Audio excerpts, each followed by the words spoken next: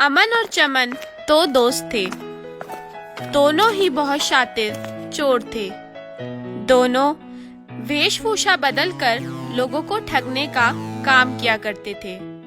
वो अलग अलग जगहों पे अलग अलग वेशभूषा बनाकर लोगों से पैसे, जेवर इत्यादि हड़पने का काम किया करते थे। एक बार की बात है, दोनों एक प्लानिंग के ऊपर बात कर रहे थे। अरे चमन यार, ये छोटी मोटी चोरियां कर कर के हम लोग थक चुके हैं। कुछ ऐसी प्लानिंग करते हैं जिससे एक बार में ही हम बहुत सारे पैसों के मालिक बन जाएं। तुम ठीक कह रहे हो अमन। एक बार में ही ज़्यादा पैसा इकट्ठा करके और हम ये चोरी का धंधा छोड़ देंगे। कोई अच्छा सा बिजनेस कर लेंगे, फिर हम लोग ये चोरी छोड़ देंगे और किसी भी प्रकार का डर नहीं रहेगा। दोनों ने आपस में कई दिनों तक बातचीत की। उन्होंने सोचा क्यों ना लोगों को बेवकूफ बनाने के लिए एक ऐसी भैंस बनाई जाए जिसे वह जादुई बता सके। उन्होंने सोचा कि क्यों ना लोगों को ये बताया जाए कि इस जादुई भैंस में जो भी चीज डाली जाती है वह दुगनी होकर निकलती है। इस भैंस को लेके हम लोग गांव-गांव जाएंगे और बहुत सारे लोगों से जुड़ेंगे और उन्हें बेवकूफ बनाएंगे कि वह इसमें अपने गहने और अपने पैसे डालें जो कि दुगनी होकर निकलेंगे। अरे अमन, इस भैंस में से अपने आप ये चीजें कैसे बाहर निकलेंगी?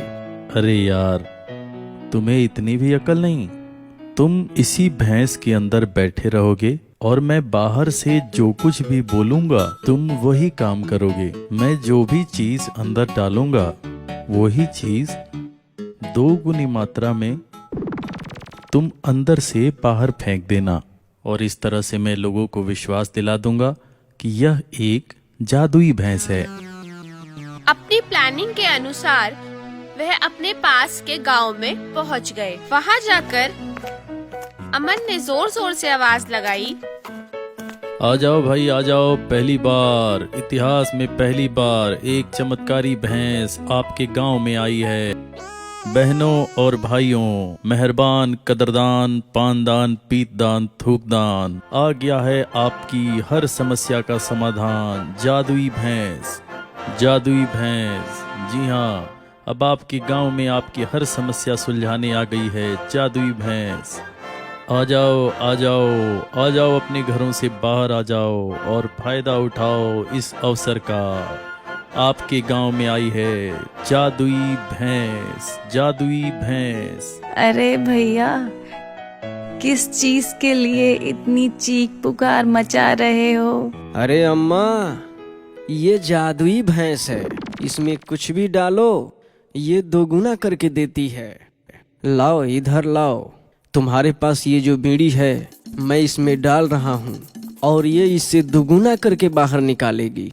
मंत्र छू मंत्र। इतना कहकर अमन ने उस स्टील के भैंस के अंदर एक बीड़ी डाली और देखते ही देखते स्टील के भैंस के अंदर से 2 बीड़ियां बाहर आ गई। यह देखकर दादी माँ खुशी से फूली नहीं समा रही थी। अरे वाह, ये तो सच में एक जादुई भैंस है। हाँ माँ, तुम इसमें कुछ भी डालो ये 2 गुना करके देगी। तुम इसमें कुछ भी डाल सकती हो, जैसे गहने, जेवर। जल्दी जल्दी आ जाओ भाइयों, जल्दी जल्दी आ जाओ। अरे भाई, ये मेरे पास 10 रुपए का नोट है, जरा इसको भैंस के मुंह में डालना। अभी डालता हूँ। इतना कहकर अमन ने स्टील के भैंस के मुंह में 10 रुपए का नोट डाल दिया। देखते ही देखते उस स्टील के भैंस ने 20 रुपए का नोट वापस दे दिया। यह देखकर वो इंसान बहुत अचंभित हुआ और बोला, अरे वो, ये तो एक जादुई भैंस है। इसके मुंह में जो कुछ भी डालो वो 2 गुना होकर बाहर निकलता है। यह तो हमारे लिए वरदान साबित हुई है। अब हम इससे कुछ भी 2 गुना करके अपनी गरीबी को दूर कर सकते हैं। बात कानो कान फैल चुकी थी और गांव के सभी लोग इकट्ठे हो चुके थे। अब अमन और चमन ने अपना दिमाग लगाया। उन्होंने लोगों को बोला कि अगर कोई चीज दुगनी करवानी हो अभी करवा सकते हो, अभी डालो और 2 गुना ले लो। रात भर वही चीज भैंस के पेट में छोड़ दी जाए तो सुबह तक वह 4 गुना भी हो सकती है। लोगों के मन में काफी लालच फैलने लगा और उन्होंने सोने के सिक्के, पैसे, जेवर इत्यादि डालना शुरू कर दिया। देखते ही देखते बहुत सारा सोना और पैसा इकट्ठा होना शुरू हो गया। इसी भीड़ में से किसी को अमन और चमन पर शक हो गया और उसने पुलिस को फोन कर दिया। फिर क्या था, पुलिस वाला पहुंच गया अपनी जीप लेकर। अरे भाई, क्या चल रहा है यहाँ पे और क्यों भीड़ लगा रखे हैं? हटो यहाँ से।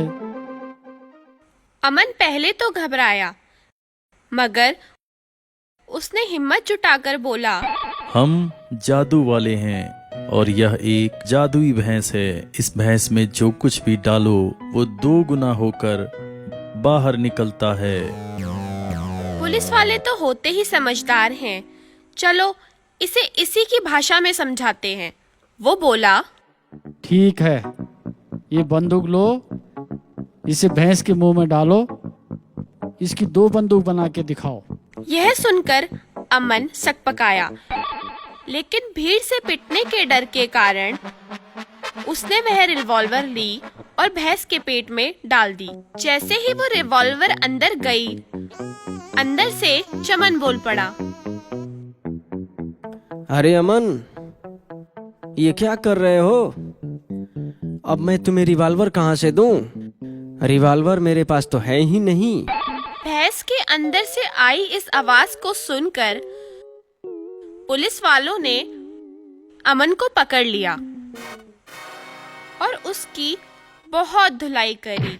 उसके बाद उस नकली प्लास्टिक के भैंस को खोलकर उन्होंने चमन को निकाला और चमन की भी खूब पिटाई करी तथा इन दोनों चोरों को जेल में ले जाकर बंद कर दिया। और हाँ, वो जो पैसे और सिक्के इन्होंने इकट्ठे किए थे ठगी के नाम पर, वो सभी गांव वालों को जिसका जितना बनता था वापस कर दिया गया। साथ ही पुलिस वाले ने एक हिदायत दी, तुम लोग कितने भोले हो, कितने मूर्ख हो, हर किसी की बात में आ जाते हो। अगर आज पुलिस नहीं होती तो तुम लूट लिए गए होते। इसलिए होशियार रहो और किसी की बातों में ना आओ।